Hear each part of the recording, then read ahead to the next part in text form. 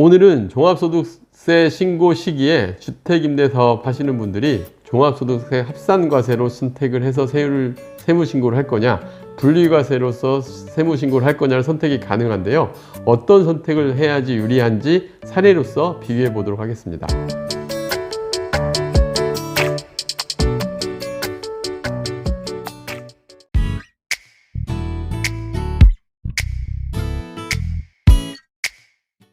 안녕하세요. 월세고스TV의 최영수입니다.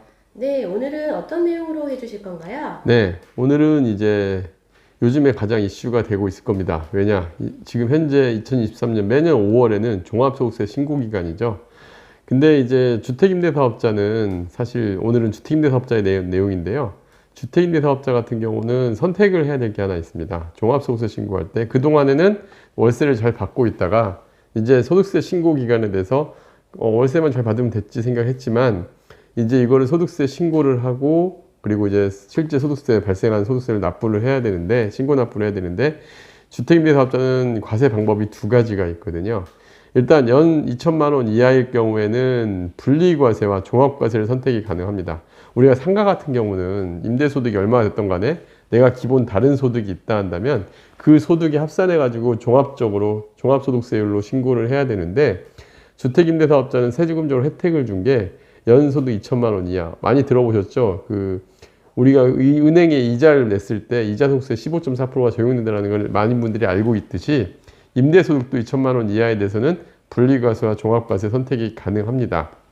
그래서 2천만 원이 안 되는 경우, 근데 연 2천만 원이면 사실 경비율을 적용하면 주택임대사업자 등록하신 분들은 사실은 한 4천만 원 연 임대소득 4천만 원이 넘었을 때 넘어야 이제 종합과세가 넘어가는 거예요. 그래서 소득세율에 따라서 어떻게 소득세를 분리과세를 선택하느냐, 종합세율을 선택하느냐, 이걸 선택하는 것도 우리가 잘 알고 선택을 하셔야 되는데 대부분은 분리과세가 유리한 경우가 많습니다. 하지만 종합과세가 유리한 경우도 있으니까 오늘은 어떤 케이스에서 어떻게 적용이 되는지를 한번 알아보고자 합니다.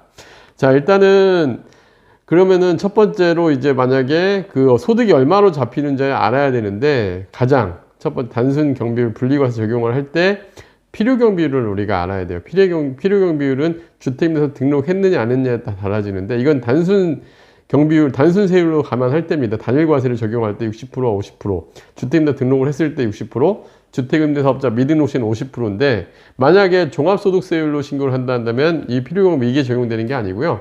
이제 이때는 이제 종합소득세율로 적용을 하게 되면은 또 선택이 다양하게 나뉘는데 단순 경비율로 할 거냐 실 경비율로 할 거냐 또 달라집니다. 단순 경비율로 하면 42.6%의 임대사업자 단순 경비율을 적용할 수가 있고 아니면은 이제 내가 실제로 발생한 이자 경비 같은 거를 이거를 이제 실질적으로 자료 제출을 할 수 있다 한다면 그 자료 제출한 내용 가지고 경비율을 적용을 하기도 합니다. 그래서 종합소득세율로 할 거냐, 단순경비율로 할 거냐, 이제 단일세율로 할 거냐에 달라지지만 단일세율은 60%와 50%가 나뉜다. 그래서 알고 있으면 좋을 것 같습니다.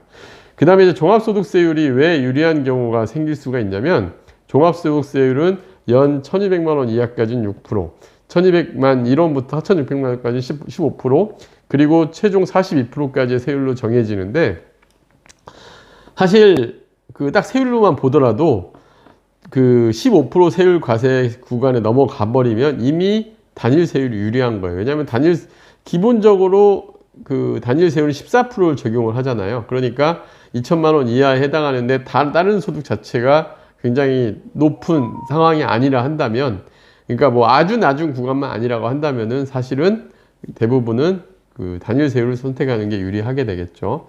그래서 종합소득세율은 이렇게 적용된다 알고 실제 세율로만 볼게요. 그래서 제가 이런 경우에는 종합소득세에 유의할 수가 있다 하는 케이스 두 가지를 뽑은 게 첫 번째는 장기 주택임대사업자 등록을 했는데 주부인 경우, 다른 소득이 없는 경우에는 한번 계산을 해볼게요. 월세가 150만 원, 두 채를 가지고서 임대사업 소득세를 해서 연 1,800만 원의 임대소득을 받고 있는 분이 어떻게 적용이 되는지 단일세율을 적용을 했을 때와 종합소득세율을 적용했을 때 한번 사례를 계산을 해보겠습니다.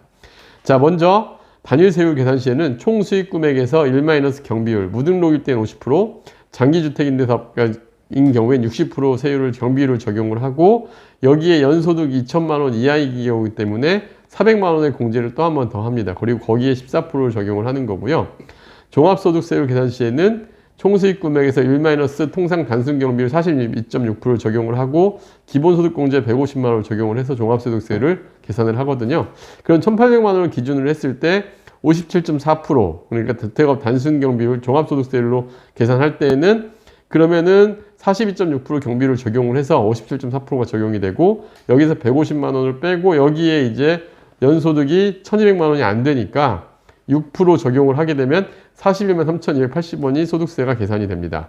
만약에 이분이 분리과세를 적용을 한다 그러면 일단 1,800만 원에서 40%를 곱해서 나머지 이제 60%의 비용 공제를 빼고 40%가 되고 여기에 400만 원을 또 기본 공제를 빼고 나면 여기에 14%를 적용을 하게 되면 44만 8천 원의 소득세가 발생을 하는 거예요. 그러니까 이런 경우에는 실제로는 분리과세가 불리한 거죠. 그래서 아예 소득이 없는 이런 부분에 한해서 제가 봤을 때는 종합소득세율이 유리할 수 있다라고 계산하면 되고요.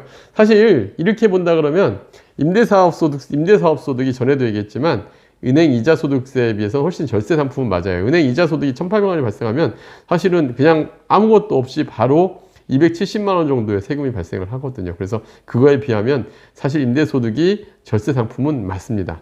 자, 그리고 이제 만약에 이분이 최근에 이런 분들 많죠. 4년 임대 등록했다가 오피스텔 같은 경우나 뭐 빌라 같은 경우에 4년 임대 등록을 했다가 이제 임대사업 종료가 되고 말소 후에 무등록 임대사업자가 되신 분들 같은 경우 어떻게 되는지 한번 볼게요. 자, 이제 총수익 금액 그 경비율 적용을 하고 여기에서 아까 앞에 동일하게 계산을 하면 연 300만 원 두 채 가지고 계신 분이 이제 적용이 됐을 때는 만약에 기타 장기주택인데 종합소득세 합산과세 선택을 하면 45만 4천 원의 소득이 발생을 하지만 근데 여기서 차이가 하나는 임대사업 등록이 말소가 됐기 때문에 경비율이 10%가 줄어들어요. 60%에서 50%로 줄어들고 그 다음에 여기에 400만 원의 소득공제액이 세액공제액이 200만 원으로 줄어든다는 거. 그래서 계산을 하면 이때는 차이가 커져요. 분리과세 적용을 하게 되면 98만 원 정도의 세금이 발생을 하고 그 다음에 종합소득세 합산과세 선택했을 때는 45만 4천 원 정도가 발생을 하니까 이때는 차이가 굉장히 커지니까 이때는 분리과세를 선택하는 게 불리하겠죠. 그래서 내가 주택임대 사업자는 경우에 따라서 워낙 이 차이가 커요. 그래서 제가 여기서 앞으로 방송에서는 말씀을 드리지만 이 부분에 대해서 상담은 저희가 해드리는 게 아니라 여러분들이 주변에 세무사님께 꼭 상담을 받기를 바라겠습니다. 왜냐하면 내가 가진 상황에 따라서 여건에 따라서 너무 천차만별적으로 차이가 날 수가 있기 때문에 반드시 이게 좀 복잡하실 것 같으면 대부분은 단순해요. 대부분은 그냥 단일과를 선택하고 세무서에서 나온 대로 그냥 세금 내면 되는데 조금 이게 세금 계산을 해봤을 때 내가 좀 이렇게 좀 복잡해질 것 같다 하시는 분들은 종합소득세율로 계산하는 방법도 나은 방법이 될 수 있습니다. 그래서 오늘 주택임대사업자 분리과세 종합과세 좀 비교를 해봤는데요.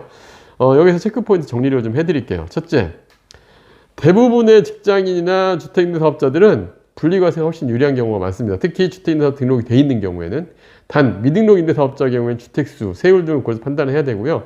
주부나 기타 소득이 되게 낮은 경우, 기타 소득이 없는 경우에는 종합소득 합산 신고하는 게 유리한 경우도 있을 테니까 이 부분은 좀 여러분들이 제 오늘 영상을 보시고 한번 계산을 그렇게 어렵진 않으니까 한번 해보시는 것도 중요할 것 같습니다. 두 번째는 종합소득세율 적용한다라고 판단을 했을 때는 단순경비율 42.6% 적용 유리하지만 대출이 과다하고 특히 최근에 금리가 많이 오르면서 이자 비용이 좀 많이 나오시는 분들이 있어요. 이럴 때는 실경비를 적용하는 것이 유리할 수도 있습니다. 특히 월세 가지고 이자 내는 게 더 많다 이런 분들은 자칫 소득세가 발생할 수도 있으니까 이때는 은행의 이자 경비 이자 납부 내역을 가지고 증빙을 해서 소득세를 아예 안 내는 방식도 가능할 수 있거든요. 이거는 한번 세무서에 여쭤보시면 바로 처리할 수 있을 것 같습니다. 그 다음에 세 번째, 1,000만 원 이하 임대소득이고 주택임대사업자 등록한 경우에는 60% 경비율 적용하고 400만 원의 임대소득공제가 적용돼서 단일과세 적용 시에 소득세가 발생하지 않을 수 있거든요. 이 부분도 여러분들이 염두에 두시고 우리가 임대사업을 준비하시면 좋을 것 같고요. 사실 지금 종합소득세 신고 기간에 따라서 지금 내가 말씀드린 내용이 좀 막 헷갈리거나 어려운 부분이 되게 많기는 합니다. 하지만 대부분은 단일 세율로 적용하는 게 유리하니까 너무 어려워하지 마시고 그냥 신고 납부하시면 될 것 같습니다. 네, 다음 영상도 기대하겠습니다. 네, 감사합니다.